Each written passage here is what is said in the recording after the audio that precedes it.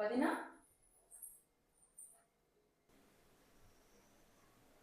నువ్వు అందరినీ అర్థం చేసుకుంటావు, మరి మా అమ్మని కూడా మీ అమ్మలాగే చూసుకోవచ్చుగా వదినా.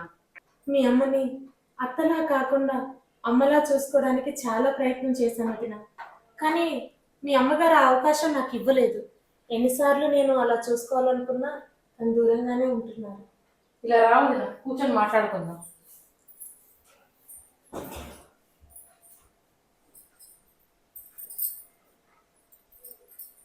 అదే మా అమ్మ అయితే నన్ను ఎవరేమనంటే నన్ను వెనకేసుకొచ్చి వాళ్ళని తిడుతుంది. అత్తయ్య కాబట్టి నేను చేసే ప్రతి పనిలో తప్పులు వెతికి నా మీద మీ అన్నయ్య కంప్లైంట్ ఇస్తూ ఉంటుంది.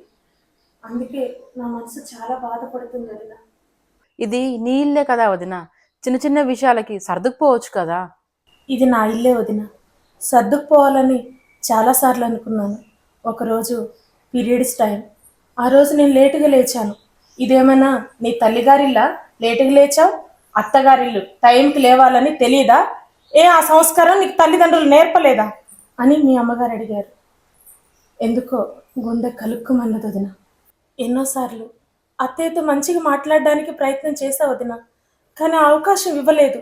నేను దగ్గరికి వెళ్తే అత్తయ్య బెడ్రూమ్లోకి వెళ్ళి పడుకుంటారు. అప్పుడు నేనేం చేయగలను చెప్పు? నువ్వు ఇవేవి పట్టించుకోకు వదినా, అమ్మతో నేను మాట్లాడతాను. నువ్వు ఇవన్నీ అత్తయ్యతో మాట్లాడతావని కాదు వదిన నీకు చెప్పేది.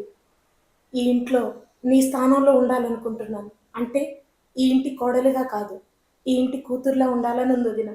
ఒక చిన్న మాట చెప్పిన వదిన, తండ్రి మీద గౌరవంతో 14 సంవత్సరాలు వనవాసానికి వెళ్ళిన రాముడు గొప్పవాడైతే, తల్లిదండ్రుల మాట విని పెళ్లి చేసుకుని ఒక ఇంటికి కోడలిగా కాకుండా కూతుర్లా రావాలి అనుకునే ఆడపిల్ల కూడా గొప్పదే వదిన. వదినా, నేను నీకు ఆడపడుచుని కాదు వదినా, ఒక ఫ్రెండ్ని. అలానే అనుకో. అమ్మతో ఎలా మాట్లాడాలో నేను అలా మాట్లాడతాను. నువ్వైతే నీలాగే ఉండు, ఇలానే ఉండు.